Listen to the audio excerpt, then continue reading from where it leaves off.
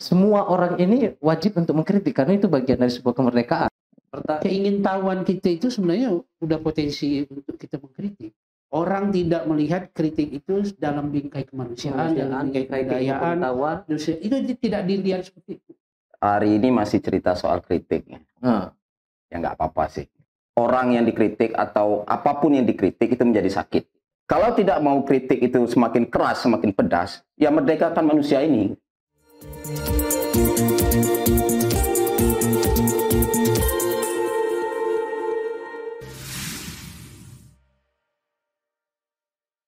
Bismillahirrahmanirrahim. Assalamualaikum warahmatullahi wabarakatuh. Waalaikumsalam. Selamat sore sahabat Bumi Cerdas. Jumpa lagi bersama saya Hamzani.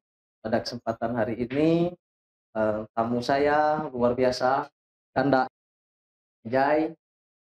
Sehat gak? Alhamdulillah sehat. Nah, ada Kakanda M.A. Prihatno. Nah, ini buku ini mengenai dunia azam, kritik dan spiritual.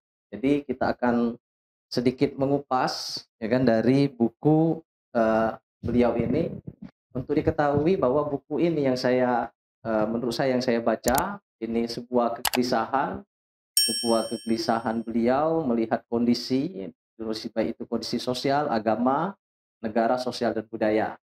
Nah, ini menjadikan sebuah kegelisahan tetapi dituangkan dalam bentuk sebuah tulisan. Ini Kak Ijai. Mungkin Kak Ijai juga pernah baca ya kan terkait buku ini. Ini editornya ini salah satu dosen di Universitas Bengkulu yaitu Bapak Al-Farabi ya kan. Nah, tapi ini Kak tidak bisa kita kupas secara full ya kan, tidak bisa full, tapi saya sudah membaca dalam hampir 2 mingguan ini ya kan, baca sekilas ini. Tapi 3 hari ini memang fokus aku sekitar 3-4 judul, subjudul ya kan. Nah, salah satunya itu adalah potensi manusia, Jai, potensi manusia, terus itu kemerdekaan, 100% merdeka. Sudah itu yang lebih seru lagi ini dosa awal. ini. Ini menarik untuk kita perbincangkan, ya kan? Nah, sebelum saya masuk dulu dengan Kakanda M.A. Prihatno, Kak Ijai, kita bicara soal kritik dulu, ya kan? Nah, kritik dulu. Hari ini kritik ini saya katakan sebenarnya kritik ini menjadikan sebuah permasalahan. Apakah memang kritik ini boleh diperbolehkan? Itu satu poin pertama. Nah, yang kedua sekedar pemantik saja dari saya bahwa kritik ini menurut saya adalah sesuatu hal yang diperbolehkan dan dianjurkan. Ya kan, contoh misalkan ketika Lios misalnya, ini Lios nih, contohnya Lios. Lios, misal Lios ini lagi makan cabai, ya kan? Saya memberikan kritik, ya kan? Yos, itu di gigi kau tuh Yos ada cabai, Yos, ya kan? Nah, ini kan tidak boleh marah ini kan. Seharusnya ini kan untuk kebaikan si Lios. Nah, ini kan asumsinya seperti itu kan. Nah, menurut Kakak seperti apa ini kritik ini? Ya, satu hal namanya kritik itu dia menjadi potensi manusia sebenarnya. Kritik itu ya, potensi manusia. Potensi manusia. Jadi hal yang melekat pada diri manusia itu. Pada waktu kita perkembangan sebagai manusia, ketika kita misalkan si bayi ya, kita mengkritik itu kan mungkin bentuknya dengan tangisan. Ada ketidaksetujuan kita dengan kondisi yang kita hadapi ya. Tapi berkembang dengan apa? Dengan perkembangan manusia, perkembangan intelektual, ya itu juga melekat pada manusia itu. Kan dalam filsafat itu dikatakan ketika orang itu mulai membuat pertanyaan, maka saat itu sebenarnya kita juga sudah membuat sebuah kritik. Keingintahuan kita itu sebenarnya udah potensi untuk kita mengkritik. Yang jadi persoalan sekarang sebenarnya pada kondisi ini, kritik itu bagi sebagian orang tidak bisa membedakan bahwa kritik itu to criticize, untuk kita misalkan pertama untuk menyehatkan akal sehat kita, untuk menyehatkan intelektual kita. Ketika kita bertanya, kita rasa ingin tahu itu ya, kita menghayati sebuah persoalan, kita tahu bahwa persoalan yang sebenarnya seperti apa. Ketika kita menghayati itu, kita kan akhirnya mengaktualkan itu. Kalau kita sudah menghayati, kita akan mengaktualkan itu. Nah, persoalannya itu kan ketika yang belum tuntas. Ya, dan itu juga sebenarnya negara ini juga punya tanggung jawab ketika misalkan kritik itu dianggap menghina. Ketika misalkan kita tidak pernah menempatkan kritik itu sebagai sebuah proses perkembangan intelektual yang tertinggi. Kita nggak pernah gitu menempatkan itu kan. Jadi kakak memposisikan bahwa kritik itu sebuah bisa menempatkan posisi intelektual tertinggi. Lah ya, kritik itu harus seperti itu. Karena ketika pada tingkat intelektual tertinggi, orang itu kan terus akan bertanya. Tidak akan pernah selesai orang. Dari konsep keilmuan pun juga seperti itu. Ketika misalkan tertemu sebuah konsep baru, dalam waktu yang cepat konsep itu juga akan terbantah. Akan lahir hal yang baru. Sekarang pertanyaan, kenapa bisa tumbuh yang baru kalau tidak ada proses orang mengkritisi? Ketika proses mengkritisi ini dialihkan ke persoalan masyarakat, persoalan kemanusiaan, persoalan ini. Nah, di situ problem. Orang seringkali menempatkan kritik itu dalam bingkai politik. Nah, itulah yang menjadi persoalan. Orang tidak melihat kritik itu dalam bingkai kemanusiaan, dalam bingkai kebudayaan. Itu tidak dilihat seperti itu.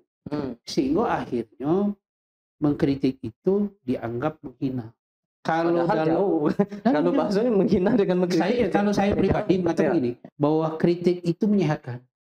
Ketika ada orang menolak dikritik atau tidak bisa menerima dikritik, maka mental orang itu harus ya itu aja, mental orang itu harus ya itu tadi, karena dia tidak mau itu, karena kritik itu sebenarnya menyehatkan. Nah, jangan anti kritik, makanya tidak boleh anti kritik, tidak boleh. Tidak boleh. Nah, kemudian kan ada bahasa-bahasa, misalkan gini, mengkritik itu harus konstruktif. Kritik itu harus rutin. Harus rutin. Kritik itu sifatnya mendekonstruksi, menghancurkan sesuatu yang sudah terlanjur ada, padahal itu nggak baik.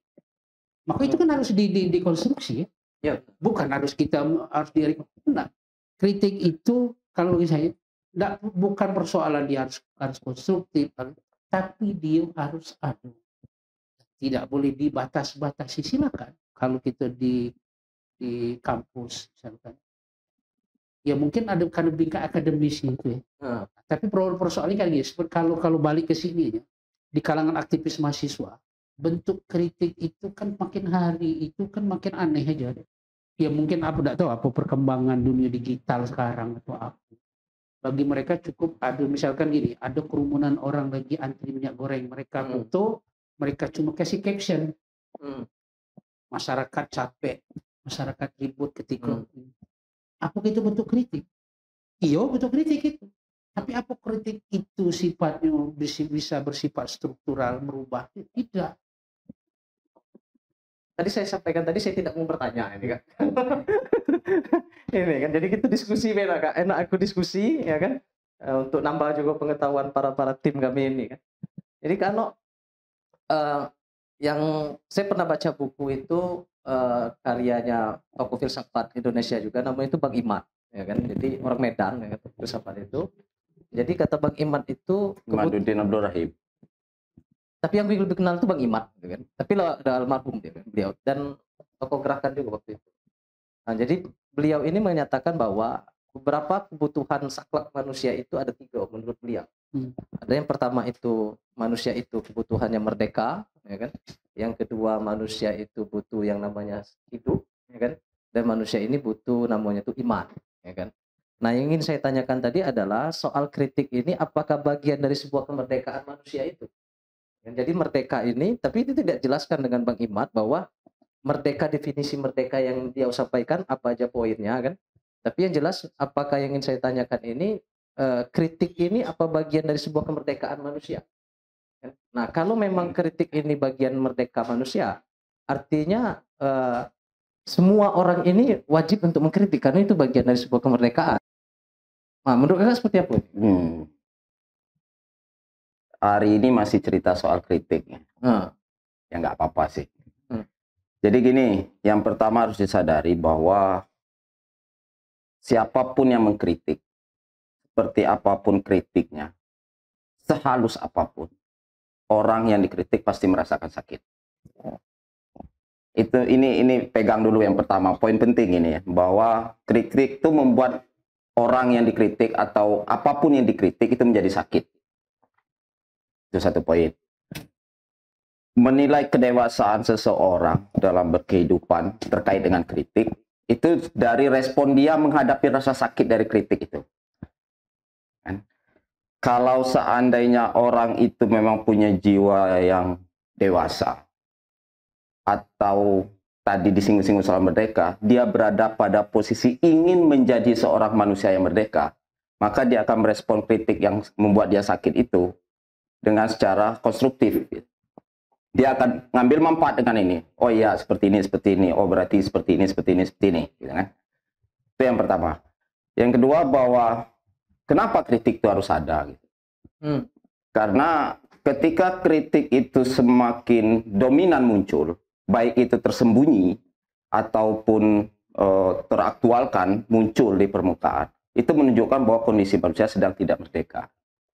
Kalau manusia ini sudah sampai kepada titik seperti yang disampaikan oleh Bang Imad ya. Bang Imad ini salah satu pendiri Masjid Salman di ITB. Jadi masjid yang pertama berdiri di kampus Indonesia ini salah satu yang inisiatornya Bang Imad nih, Imaduddin Abdul Rahim. Jadi orang yang merdeka itu jadi tujuan. Tujuan seluruh manusia, tujuan kenapa orang beragama, tujuan kenapa orang berkeyakinan, tujuan kenapa orang ingin merasakan nikmatnya Tuhan, ingin mencapai ke titik merdeka. Benar. Ya, titik merdeka itu adalah seperti bagaimana dulu sudah dinikmati oleh nenek moyang kita, Adam dan Hawa di sorga. Itu orang yang merdeka itu seperti itu. Walaupun di situ kemerdekaannya tidak sampai 100%. 100%-nya nanti. Kalau seandainya nanti kita memang mendapat sorga. Ya. Nantinya gitu. Itu merdeka 100%. Bagi Iman juga merdeka pun susah untuk didefinisi. Kalau didefinisi merdekanya habis kemerdekaannya. Iya, betul. Karena definisi itu kan artinya membatasi. Membatasi, ya. Sementara merdeka itu artinya liberasi, membebaskan gitu, membebaskan. Nah, kalau kritik itu semakin dominan, semakin banyak muncul, semakin tinggi orang ingin melakukan proses kritik, harus sadari bahwa manusia atau komunitas di sekitar situ sedang tidak dalam kondisi merdeka. Jadi, kalau orang semuanya sudah merdeka, kritik tidak akan muncul. Kritik tidak akan muncul. Di sorga nanti, bukan sorganya Adam dan Hawa ya, sorga nanti yang akan didapat oleh orang-orang yang dipilih oleh Tuhan, itu tidak ada lagi kritik. Tidak ada lagi kritik, karena mereka sudah sampai ke taraf titik sebagai seorang manusia yang merdeka. Nah, kalau di dunia ini, ya di dunia ini, ketika kritik dimunculkan, ketika kritik disampaikan, orang marah bahkan menghadapinya dengan proses menekan orang dikritik untuk dibungkam suaranya. Gitu. Itu berarti dia sudah mencoba dirinya untuk menjadi apa ya? Kalau kita dari pakai kacamata tauhid gitu, ya, dia coba menjadi Tuhan gitu. Dia sudah menjadi Tuhan bahwa nggak bisa lagi dikritik sekarang ini gitu. Sekarang ini kita sudah merdeka. Gitu. Kalau dalam konteks Indonesia sudah merdeka sejak 17 Agustus 1945. Nah sekarang kita sudah merdeka, nggak perlu lagi dikritik. Kita semuanya harus membangun gitu kan. Membangun dalam artian makna mereka. Gitu. Maksud saya bahwa poin kedua yang perlu saya sampaikan selain kritik itu membuat orang sakit dan bagaimana orang seharusnya merespon dari rasa sakit itu. Yang kedua, kalau tidak mau kritik itu semakin keras, semakin pedas, ya merdekakan manusia ini. Jangan ditindas. Gitu. Kalau itu muncul, berarti kalau muncul kritik itu semakin imponen, berarti manusia tidak merdeka. Itu yang disebut dengan merdeka 100%. Sebenarnya istilah merdeka 100% ini istilah yang ditulis oleh Tan Malaka kalau nggak salah gitu ya. Merdeka 100% gitu ya. Ini karena 100%. Saya mau nyampaikan diskusi ini karena ini ada merdeka 100% ini kan. Makanya karena kalau nggak salah yang saya tulis merdeka 100% judul tulisan itu menunjukkan bagaimana manusia sudah diatur ya karena itu ditulis pada saat saya lupa tahun berapa tulisan tentang itu gitu ya. Yang jelas bahwa pada saat itu AI ya, artificial intelligence itu belum berkembang sekarang gitu. Tapi pada saat itu memang kondisi manusia sudah mulai diatur oleh produk mereka sendiri. Manusia harus kampus dosen gitu ya. Ke kampus harus isi absen dengan fingerprint. Wah ini seperti bentuk kemajuan zaman gitu. Padahal sebenarnya itu adalah bentuk nyata pengakuan dari kampus bahwa dia tidak lagi sebagai pusat peradaban. Gitu. Dia menyatakan secara resmi di depan publik dengan peraturan dia dibuat bahwa absensi harus dengan fingerprint. Kenapa saya bilang seperti itu? Bahwa fingerprint itu menunjukkan bahwa kampus dengan mekanisme yang sudah miliki itu tidak mempercayai manusia di dalam itu mau jujur dan sadar bahwa mereka ke kampus untuk membangun peradaban. Ya, tapi bukannya butuh sistem juga nggak untuk ngatur Betul itu? sistem, betul sistem gitu ya. Tapi artinya bahwa orang ini nggak dipercaya loh. Gitu. Kalau nggak pakai fingerprint dia nanti bisa mengakal-akali. Itu kalimat di belakang itu yang muncul kan? Ya. Ingin diakal-akali. Sementara ini dunia kampus yang seharusnya tugasnya kalau dosen itu tugasnya memerdekakan mahasiswanya gitu kan, membuat mahasiswanya dan komponen kampus lainnya menjadi manusia yang merdeka. Oh, mereka sendiri sudah diklaim sebagai orang tidak punya sadar. Kalau nggak pakai fingerprint nanti dia mengakal-akali. Fingerprint ini membuat dia tunduk dengan mesin itu. Nah, artinya apa? Kehidupan yang membuat manusia itu mudah seharusnya dengan teknologi diciptakan, malah memperalat manusia. Gitu. Jadi teknologi itu untuk memudahkan manusia, malah akhirnya mempersulit manusia untuk hidup. Gitu. Berarti setuju dah, misalnya Kak, bahwa sebuah peradaban itu bukan diukur dari kemajuan teknologi sebuah negara, peradaban juga tidak bisa diukur dengan pembangunan gedung-gedung tinggi, tapi kalau kalimat peradaban ini kan artinya peradaban, artinya manusia yang beradab. Iya, gedung yang tinggi itu teknologi gitu ya. Ya. Tapi di balik teknologi itu ada adab yang menghasilkan teknologi itu. Asumsikanlah Ijai yang di Wijaya ini seorang yang beradab gitu ya. Seorang yang beradab. Orang yang beradab pegang Pancasila. Gitu. Dia pegang itu Pancasila sebagai orang beradab. Dari keyakinan yang dimiliki oleh Ijai tentang adab Pancasila itu, maka dia menghasilkan peraturan yang membuat kehidupan di sekitarnya jadi sehat. Nah, peraturan itulah yang disebut dengan bangunan itu tadi. Kalau seandainya peraturan yang sehat itu adalah, ya di kampus nggak perlu lagi ada pagar gitu. Yes. Ya, kemudian rumah-rumah masyarakat Indonesia ini nggak butuh pagar, gitu. Nggak butuh teralis gitu. Kan? Nah, kita udah tertipu gitu, kita tertipu. Oh iya, kita sudah Pancasila itu, negara kita negara Pancasilais gitu kan. Hafalkan itu Pancasila seperti ini. Tapi hampir setiap rumah kita pakai ini ya, pakai pagar. Pakai pagar gitu. Artinya apa? Pagar itu menunjukkan bukan untuk hiasan loh. Ya, pagar itu membuat daerah kita ini nggak aman gitu. Loh, masa negara berpancasila daerahnya nggak aman? Kan punya ketuhanan yang Maha Esa. Kan punya kemanusiaan yang adil dan beradab. Dan seterusnya kan. Kan punya itu. Ternyata kan enggak. Tapi kita nggak mau jujur mengakui itu. Kenapa kita nggak mau jujur? Ketika kita tidak mau jujur bahwa kondisi kita ini sedang tidak dalam bingkai Pancasila gitu ya. Tidak dalam bingkai Pancasila. Pada saat itulah kita menyatakan bahwa kita ini belum merdeka secara yang diinginkan oleh para founding father lah. Iya, para founding father dengan Pancasilanya gitu. Kita belum merdeka di situ. Maksud saya bahwa kenapa kritik itu dibutuhkan? Karena kritik itu bisa membongkar hal-hal yang kita anggap sudah seperti suatu yang biasa dan wajar. Gitu. Seperti teralis tadi, gitu, seperti pagar tadi, gitu. Seperti di parkiran motor itu dibuat lengkapi keamanan motor atau kendaraan Anda dengan kunci ganda. Gitu. Daerah ini diawasi oleh CCTV, kan yang seperti itu kan. Itu pengakuan bahwa negara kita ini belum berpancasila sebenarnya. Cuman kita anggap itu wajar. Nah, disinilah kritik itu membongkar bahwa kewajaran yang tidak wajar itu mengembalikannya kepada posisi yang tidak wajar.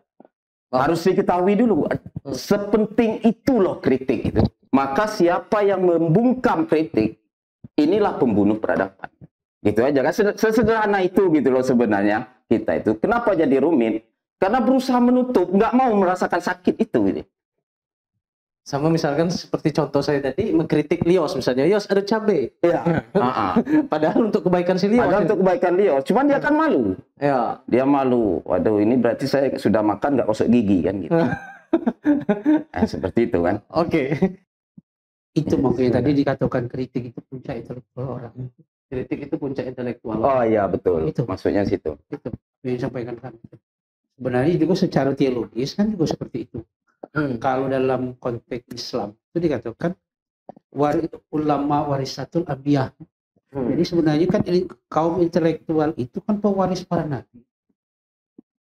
Pewaris para nabi itu salah satu kalau dia pernah melaksanakan tugas kenabian itu memperbaiki akhlak umat, memperbaiki akhlak itu.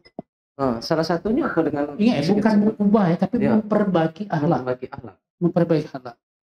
Nah, apa yang disebut dengan dengan apa? Dalam konteks kemerdekaan tadi ya, saya itu begini, saya sepakat. Dan ini juga Bang Iman, ibu punya apa? Kuliah Tauhid. Bukan kuliah Tauhid. Rujukan dia untuk melaksanakan latihan mujahid dakwah. Oh, LMD. LMD.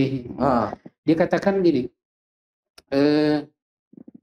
indikator kemanusiaan itu adalah sejauh mana manusia itu menghayati kemerdekaan.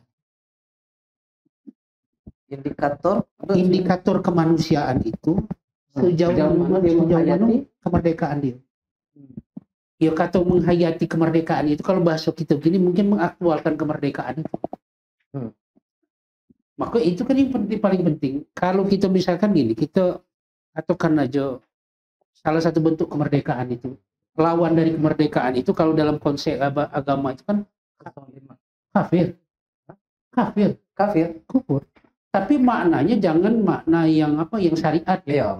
Yang arti ketika orang berbeda agama, bukan itu. Makna kafir itu kan orang yang mengisolasi diri atau menutup diri ya. Nah sekarang pada manusia itu apa yang dia tutup? Hatinya. Ya benar. Pikirannya, dia intelektual, dia tidak mau terbuka. Dia tidak mau dia menempatkan, misalnya salah satu contoh ini, tadi kau ngomong tentang lios tadi. Lios atau cabai di gigi.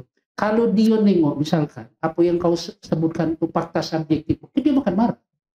Tapi ketika dia ngomong itu fakta objektif, dia akan terima itu. Oh iya nih.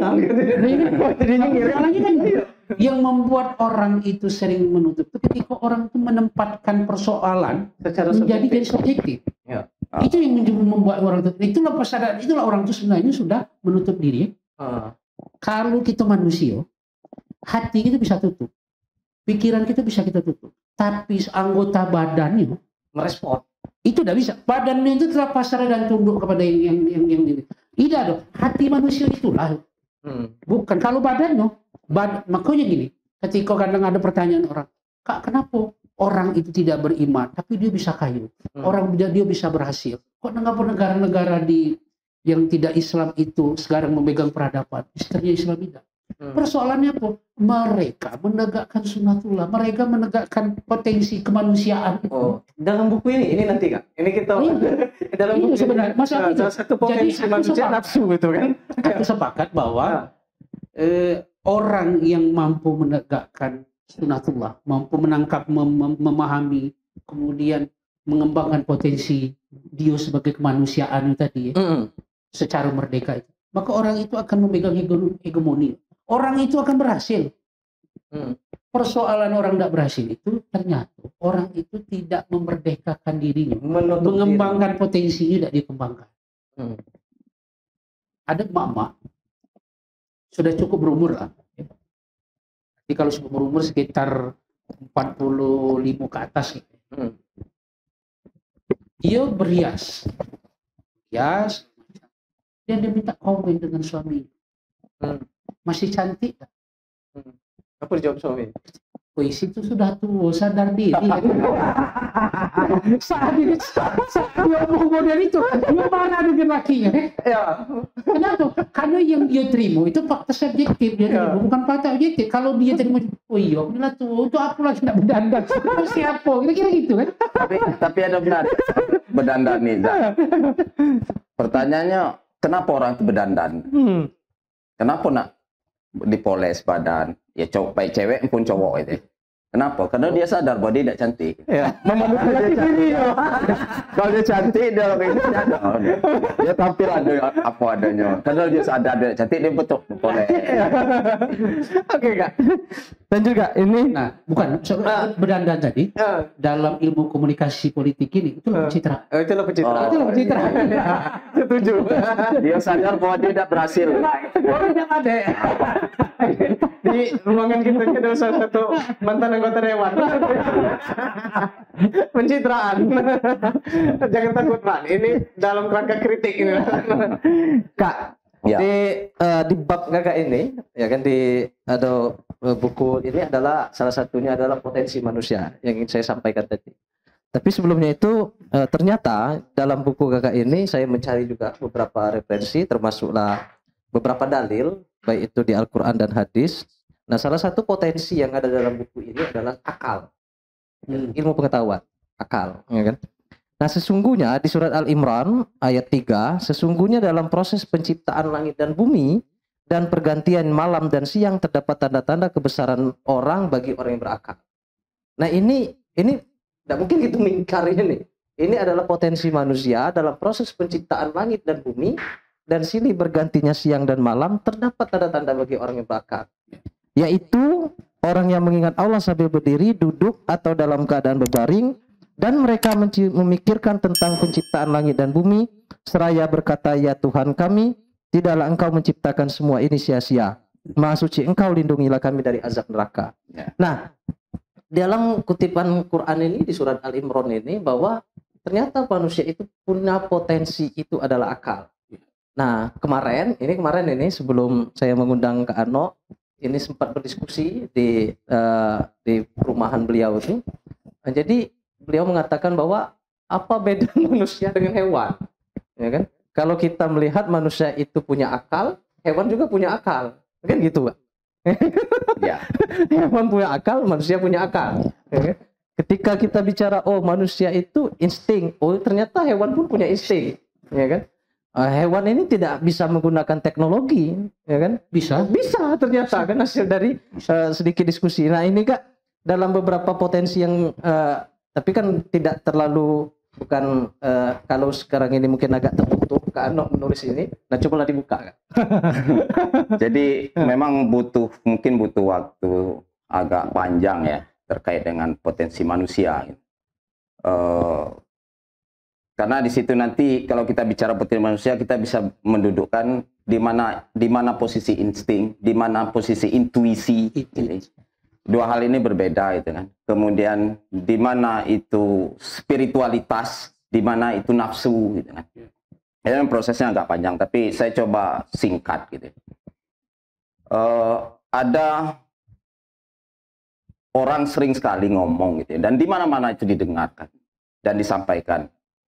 Dan bagi saya itu kalimat itu adalah kalimat apologi. Apa? Terkait dengan Al-Imran ayat yang ketiga tadi gitu. Surat 3 ayat 190. Ya, 190 ya. 190 ya. Ya, itu disebutkan bahwa manusia terus menyeimbangkan antara pikir dan zikir. Ya, pikir dan zikir. Bagi saya kalimat itu apologi. Apologi semata karena tidak mampu dia menjelaskan bagaimana persentase keseimbangan itu. Yang mana yang kerja pikir, yang mana yang kerja zikir. Kemudian peranan perut dan di bawah perut terhadap pikir dan zikir ini di mana? Nah, potensi ini kan jarang orang bedah sampai sedalam itu. Sehingga kita akhirnya lupa gitu ya bahwa kita ini adalah aksani takwim gitu. Makhluk yang diciptakan Tuhan dalam bentuk yang sebaik-baiknya. Yang sebaik-baiknya ini berarti sebaik-baiknya makhluk ya? Iya. Sebaik makhluk itu ya manusia ini. Dan di situ ada potensi yang membuat dia kenapa disebut baik kan gitu.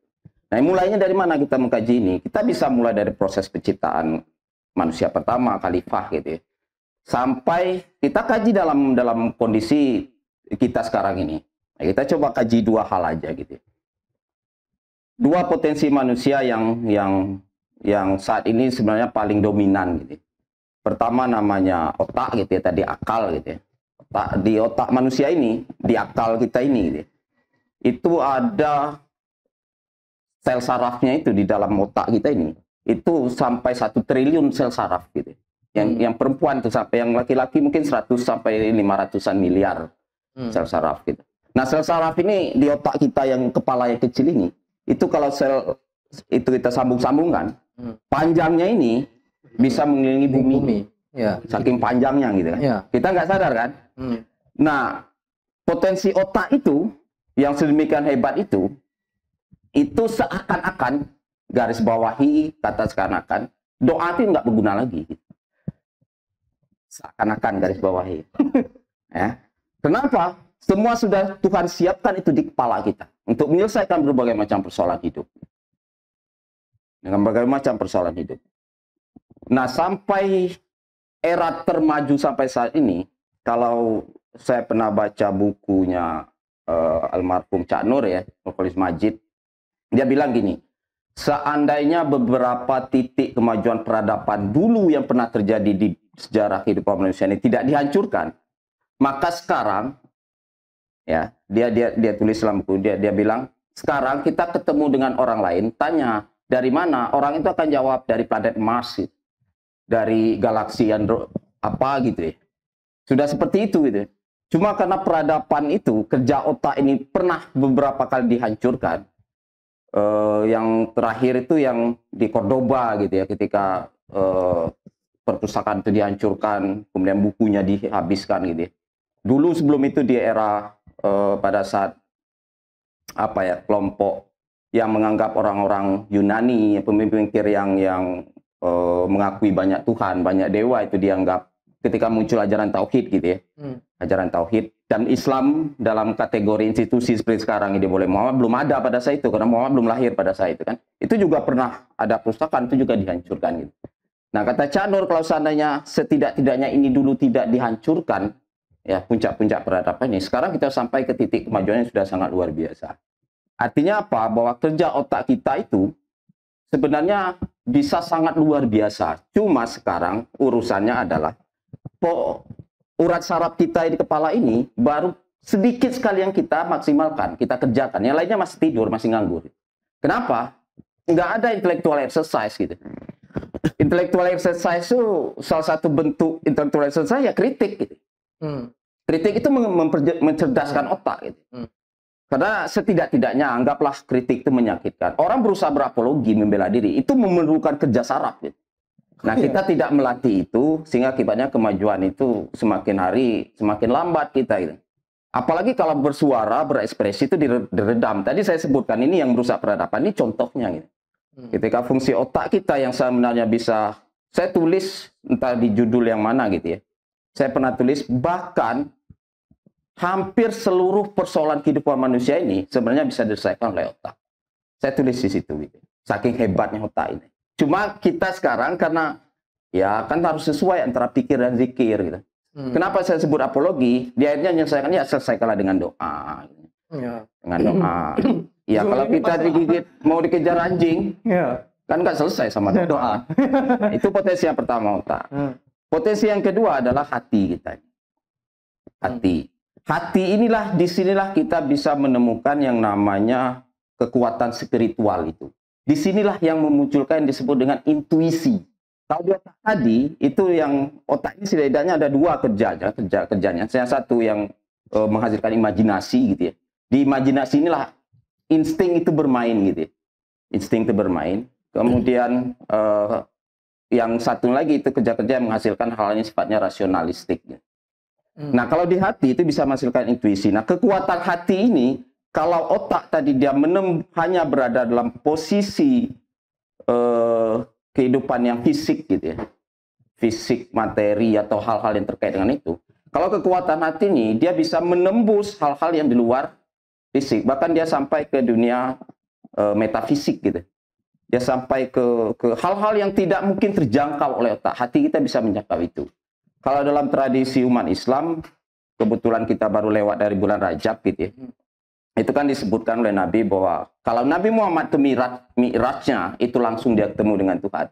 Kalau umat Islam yang sekarang Mi'rajnya melalui sholat. Maka sholat itu adalah mempekerjakan hati gitu ya.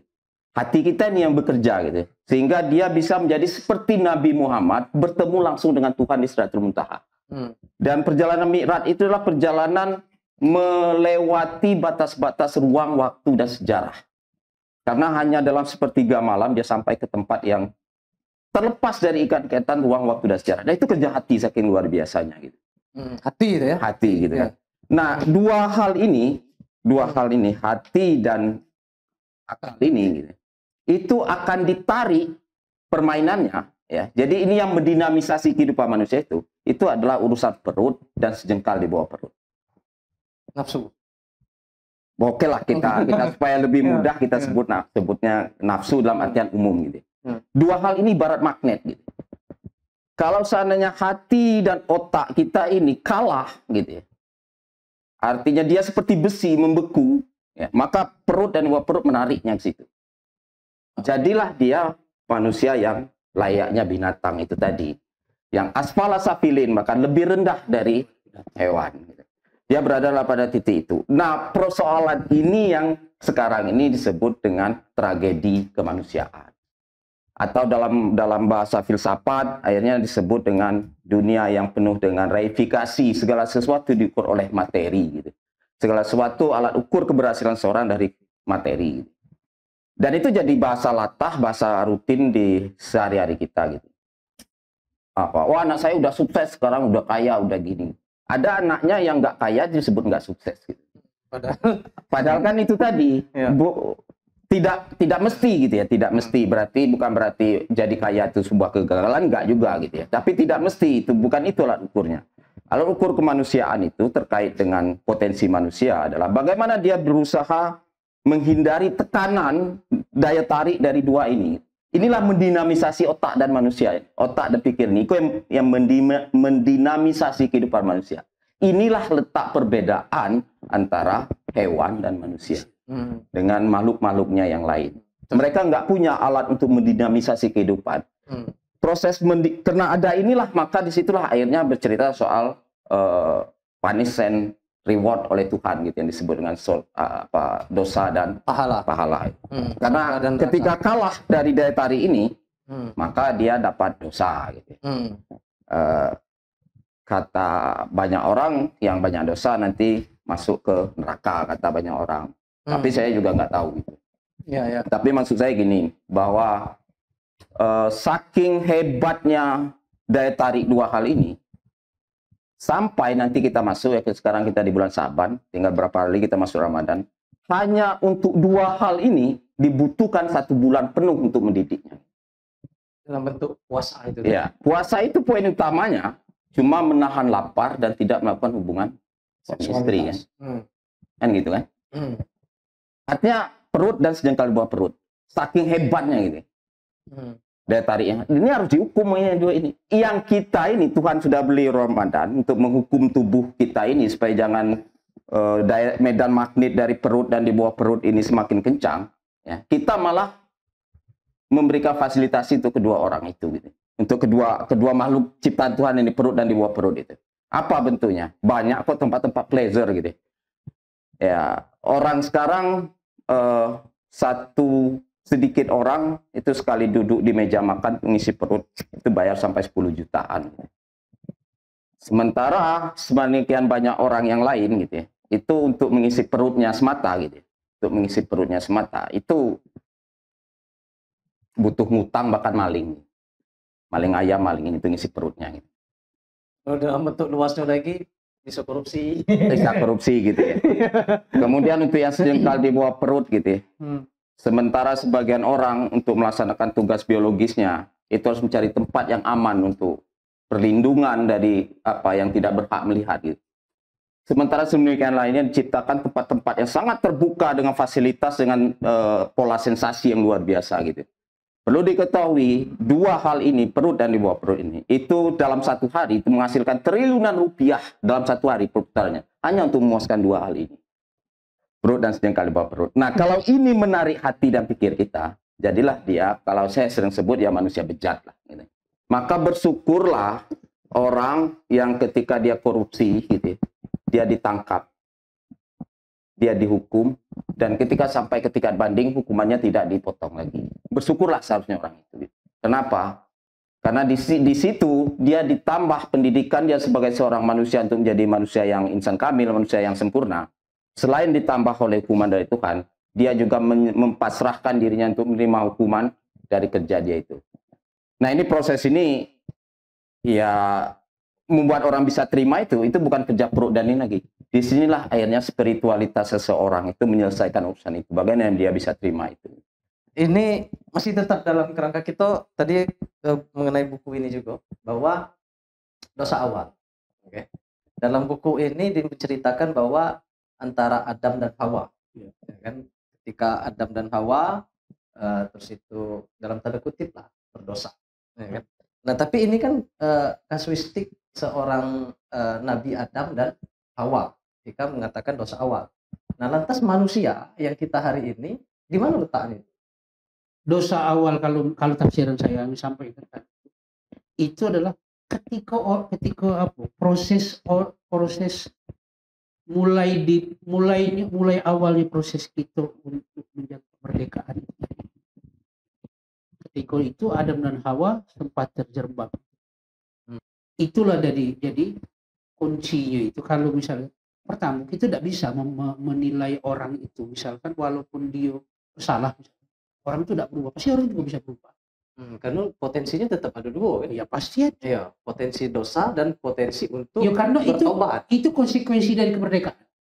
Makanya kalau kita memahami konsekuensi kemerdekaan, maka kita akan bisa nerima, bisa mengerti ada neraka, ada surga. Ketika manusia itu berbuat jahat dan berbuat baik, karena kondisi kemerdekaan, artinya ada kemerdekaan, kebebasan manusia untuk menentukan pilihan. Free will. Itu. Kebebasan untuk menentukan pilihan. Nah, amanah itulah yang pada manusia, kemerdekaan itu. Kemerdekaan untuk menentukan pilihan itu. Nak dia baik, nak dia jahat, itu manusia. Allah itu tidak ada urusan dengan ini. Allah itu tetap akan memberikan rahmatnya, kasih sayang tetap ada. Manusia itu yang dipilih. Untuk bisa melakukan pilihan, manusia dikasih akal. Apa yang disebutkan dikasih hati. Seluruh potensi itu diberikan ke manusia. Tinggal dia. Saya teringat itu ada survei tentang negara Islam, negara yang mempraktekkan nilai Islam dengan tidak Islam. Iya. Tahu tidak ternyata negara yang mempraktekkan nilai-nilai keislaman di Eropa? Negara yang paling nomor satu itu New Zealand. Kemudian susul negara-negara di barat, di Kanada. Ketika ada yang betul katanya, kenapa? Pintu aja tidak dikunci, rumah aja tidak berpagar, CCTV tidak ada. Nah itu bagaimana dengan negara-negara yang katakan negara Islam? Nomornya belakang. Nah, tapi aku coba cari beberapa korelasi untuk nganukan judul sub buku yang mengenai dosa awal ini seperti ini, Kak. Dari Spinoza, ya kan? Spinoza. Ketika orang bertanya kepada Einstein, apakah Anda percaya kepada Tuhan? Jawabannya selalu, ya, saya percaya kepada Tuhannya, Spinoza. Nah, dalam sebuah filsuf Belanda dianggap sebagai seorang rasionalis, ya kan, pada abad ke-17, bahwa dia mengatakan berhentilah berdoa. Ya kan, berhentilah berdoa dan memohon kepadaku, apa yang aku inginkan kamu wahai manusia, lakukanlah. Ya kan, adalah keluarlah, nikmatilah hidupmu dengan tanggung jawab. Aku inginkan kalian menyanyi, menari, berolahraga, bermain musik dan lain-lain sebagainya. Ketika saya tidak bicara soal Adam dan Hawa dalam proses ketika masih tetap juga dengan teologi kalau apa yang disampaikan Kak Ijai tadi ketika dia keluar dari surga, tapi kita bicara soal manusia yang hari ini, ya kan, apa yang disampaikan oleh Spinoza tadi. Coba respon Kak. Jadi satu saya coba luruskan ya, masalah tulisan yang dosa awal itu sebenarnya bukan menceritakan tentang turunnya Adam dan Hawa ke bumi gitu. Tapi menolaknya iblis untuk tunduk kepada manusia, pada khalifah, pada Adam pada saat itu. Dosa yang pertama sekali terjadi itu adalah sombong. Inilah induk dari seluruh dosa yang muncul. Kalau manusia bisa membunuh kesombongannya, tidak ada lagi dosa lain yang akan muncul.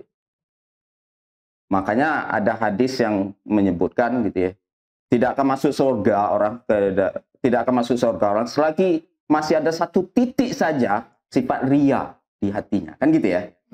Nah, itu bunyi hadisnya seperti itu. Artinya apa? Ria ini ya bentuk kecil dari sombong.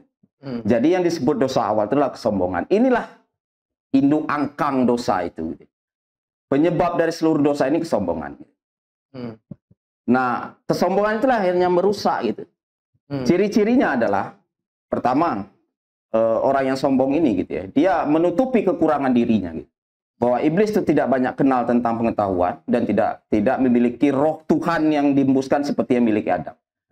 Dia tutupi kekurangannya. Itu yang mengatakan, wah, api lebih bagus dong. Saya lebih hebat daripada Adam. Dengan sendirinya karena dia punya sifat seperti ini, menutupi dirinya supaya kelihatan tetap bisa sombong, ya. Maka dia tutupi kelemahannya. Orang yang seperti ini, makhluk apapun yang melakukan seperti ini, dia pasti tidak akan mungkin mengalami proses belajar. Kalau dia tidak mengalami proses belajar, berarti fungsi otak dan fungsi hatinya tidak akan dikerjakan. Bahaya kan, sombong. Yang ketiga, kesombongan itu karena dia menutupi dirinya, ya, supaya dia kelihatan hebat terus, supaya dia kelihatan lebih sempurna dari orang lain, maka dia akan hidup dalam kepalsuan. Absurditas kehidupan. Dia hidup dalam dunia yang absurd. Kalau dalam tadi kita sebut-sebut pencitraan, nah ini orang dalam itu. Ya. Dia tahan hidup memoles dirinya pakai anggaran daerah gitu ya, buat pencitraan supaya dinilai hebat, padahal dia nggak hebat. Dia tahan hidup dalam kepalsuan itu. Ini kenapa? Karena kesombongan itu tadi akalnya. Untuk itu yang dosa awal itu tadi. Dan itu jadi ya kita banyak yang contoh ya. Saya contoh itu bagaimana untuk kalau ingin belajar teknik sombong nggak usah belajar pada manusia lah, belajar pada iblis karena dia induknya gitu. Bagaimana cara untuk menghilangkannya? Gitu. Sombong itu. Yang pertama, berani nggak kita buka diri kita ini ya untuk dicaci maki. Saya punya kawan nggak sekolah dia paling baca-baca SMA nggak selesai gitu ya. Dia pernah masuk penjara ya, dihukum karena kenakalan dia, keluar dari penjara ngobrol sama saya, dia bilang dia ingin jadi orang baik. Dia minta yang paling ekstrim gimana caranya melakukan.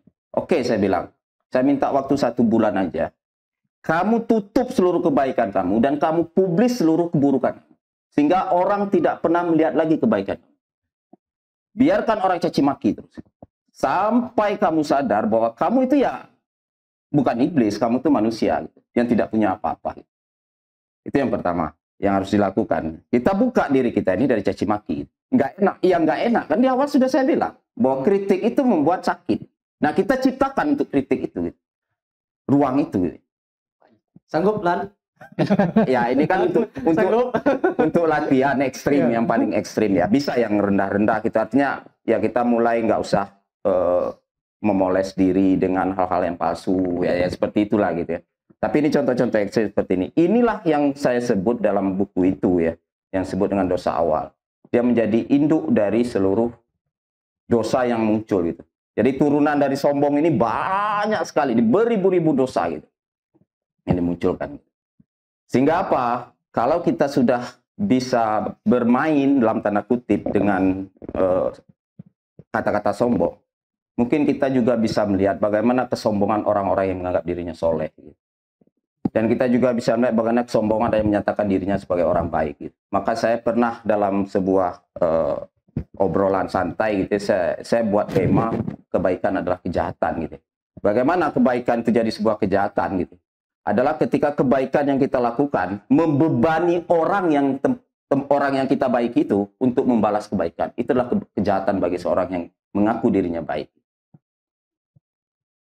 Saya berbuat baik pada Zani, gitu ya. Dan itu membebani Zani untuk membalas kebaikan itu. Ini jahat saya ini berarti. Kenapa jahat? Karena yang pertama sekali merasakan nikmat dari kebaikan adalah bukan orang yang kita baiki, gitu. Tapi kita yang berbuat baik. Karena kita merasa diri orang hebat, kita merasa diri orang berguna. Nggak usah dibebani lagi pada orang lain untuk membalas ini. Itu adalah kejahatan bagi orang baik. Gitu. Kenapa? Karena sombong itu tadi. Gitu. Ketika buat baik jadi sombong. No, ini. Dan juga kalau kita bisa membunuh pelan-pelan kesombongan, kita bisa melihat kebaikan di diri orang-orang yang dituduh sebagai pendosa. Gitu. Ya, orang-orang pendosa itu ya yang paling populer lah, yang paling sering orang sebut ya tukang maling ayam, ya pelacur atau apa gitu. Nggak ada kita lihat nilai spiritualitas dari orang itu. Gitu. Saya pernah buat tulisan gitu ya di buku itu, saya buat juga. Gitu. kisah seorang yang ingin bunuh diri, anak. Di buku ini saya tulis itu ya. Ada seorang anak masih SMP gitu ya. Dia ingin bunuh diri karena apa? Karena ibunya adalah seorang pelacur. Ibunya seorang pelacur. Di sekolah dia dibully oleh kawan-kawannya gitu. Sekolahnya sekolah yang saya nggak sebut situ sekolah berlabel agama gitu. Anggaplah dia sekolah gitu. Dia dibully sehari-hari gitu. Wah, kamu anak pelacur, jangan berkawan dengan kami, ini gini. Itu dia masih bisa tahan itu, anak SMP loh. SMP ya paling umur 15 ke bawah kan, 15 tahun ke bawah. Dia masih bisa tahan dengan bulian dari kawan-kawannya gitu. Cuma dia sampai ke titik tidak mampu lagi menahan ketika gurunya juga bilang, sebaiknya kamu nggak usah di sekolah ini lagi. Kenapa? Kehadiran kamu di sini merusak moralitas kawan-kawan. Nah, kita lihat bagaimana spiritualitas dari sosok seorang pendosa. Sehingga kita ini jangan sombong lah sebagai kita bakal dapat surga, jadi orang baik. Ya. Mantan presidium kami, ya, gitu ya. Atau gimana lah gitu ya. Mengklaim. Jadi akhirnya apa? Nah itu hanya ingin bunuh diri. Ingin bunuh diri. Pada saat ingin bunuh diri, dia bilang gitu. Sebelum dia kemudian dia bilang, dia protes sama Tuhannya, gitu, sama Tuhan gitu. Dia bilang, Tuhan, saya ini lahir dari seorang ibu yang pelacur, bukan keinginan saya. Gitu. Kok saya nanggung bebannya penderitaan hidup ini? Kamu yang ciptakan saya, lahir dari ibu saya, yang ibu saya kerja pelacur. Saya nggak sanggup lagi Tuhan hidup yang seperti ini. Saya ingin kembali kepada Engkau. Tapi kamu di mana? Tolong saya, kata anak umur 15 tahun itu. Wah, nangis. Dia ingin bunuh dirinya. Cuma akhirnya dia tidak jadi bunuh dirinya. Kenapa? Karena dua hal. Yang pertama, saya nggak tega meninggalkan ibu saya yang mengasihi sayangi saya selama ini. Sampai sehingga saya bisa SMP, gitu. Bisa sekolah sampai seperti ini. Dia selalu menemani saya di tengah bulian kawan-kawan. Kalau saya bunuh diri, maka dia akan sendiri. Saya nggak tahan. Yang kedua alasannya, saya tidak jadi bunuh diri bukan karena saya kenal dengan Tuhan, tapi karena kasih sayang ibu saya. Nah, membaca ini, ya, membaca fenomena ini, itu mulai dari mana? Kita bunuh kesombongan kita ini. Gitu. Jangan jadi iblis gitu, yang sombong gitu. Baru jadi anggota dewan, baru jadi presiden aja kok sombong gitu. Baru jadi ini sombong. Ya jangan seperti itu. Sehingga kesombongan itu menutup karena kita ingin hidup dalam kepalsuan. Kita tutup sisi-sisi baik dari yang disebut dengan pendosa. Dan kita tutup sisi jahat dari orang yang kita sebut sebagai orang yang pemegang kebenaran. Gitu. Ini yang saya masukkan dalam dosa awal gitu ya. Kenapa sampai seperti itu? Karena banyak hal yang sebenarnya kita itu nggak terbuka spiritualitas kita ini. Ya. Fikih silakan sebut bahwa ibunya ini pelacur dan dosa. Gitu. Silakan fikih. Gitu. Tapi Tuhan juga mengajarkan bagaimana cara membaca manusia. Gitu. Urusan apakah akan dapat pahala atau tidak ibunya ini. Karena dia menyayangi anaknya. Gitu. Dengan sepenuh hati. Dan dia bela anaknya dari bulian. Dia silakanlah urusan Tuhan. Urusan kita bagaimana melihat dia ini sebagai manusia. Sebenarnya spiritual ini untuk yang rubrik berikutnya, Kak. Oh, yang ini masih kritik. Ya? Ini masih soal ya udah, kita soal kritik dan intelektual dan akal, potensi manusia. Tidak usah dijawab, Kak. Karena di rubrik berikutnya ada puasa ala azam. Aduh nih, Kak. Kan ada baconya. Aku baca. Puasa ala azam, sholat ala azam, ya kan sampai ke tidak salah tempat ya. Yang ketiga ya. Ya, itu kan. Nah, tidak usah dijawab, tapi akan nunggu rubrik berikutnya. Tidak pernah ada kesimpulan. Nah, setiap aku baca, jadi aku ambil ini, misalnya ini satu lagi. Sekarang aku temukan jawaban atas pertanyaan kamu siapa? Aku akan menjadi seorang komunis atau aku adalah seorang komunis? Ya. Tidak baca gitu. Ya, maksudnya begini, yang jadi saya protes. Nah, juga kami berdebat. Yang jadi itu gini. Itu kan ada proses melatari kenapa munculnya kalimat yang dituliskan. Bagi orang yang tidak paham, misalkan apa yang tidak coba, kan gini, kan Kak Ano ini sama-sama saya, Bang Deddy, Kak Ano dengan Mbak Roro, berempat itu terutama, itu yang paling betul diskusi untuk materi-materi LKD. Dari A sampai Z sampai selesai. Dari misalkan temu tema, judulnya sampai kurikulum. Di kurikulum itu baik judul kurikulum, TU, TK, dan pokok bahasan. termasuk referensi dan siapa nanti yang akan menentukan, yang layak menyampaikan itu. Jadi dari diskusi itu memahami itu. Nah proses itu yang maksud aku, yang mungkin tidak tertemukan ke orang. Oke. Nah yang itu makanya mungkin di bagian-bagian tertentu itu diurai. Oke, siap Kak. Karena waktu kita juga terbatas. Tapi diskusi ini itu mau tidak mau mancingkan harus menguraikan proses itu tadi. Oh iya. Mau tidak mau. Iya. Ini kan baru batas beberapa sub. Nanti kan kita juga ya kan dengan kawan-kawan juga sudah sepakat bahwa ini akan menjadi setiap bulan Kak Ano berkenan nggak? Insya Allah. Untuk memberikan informasi, memberikan edukasi. Apa yang tidak Bengkulu cerdas. Siap. Nah, yang soal puasa tadi tidak usah dijawab dulu Kak Ano, karena akan di session berikutnya mengenai masalah spiritualitas, ya kan? Kepada Kakanda Andi Wijaya, Kak Ijai, terima kasih Kak sudah diskusi dengan kita. Kak Ano, terima kasih Kak sudah meluangkan waktu. Semoga kakak-kakak ini sehat selalu. Amin. Ya Rabbal Alamin. Dan jangan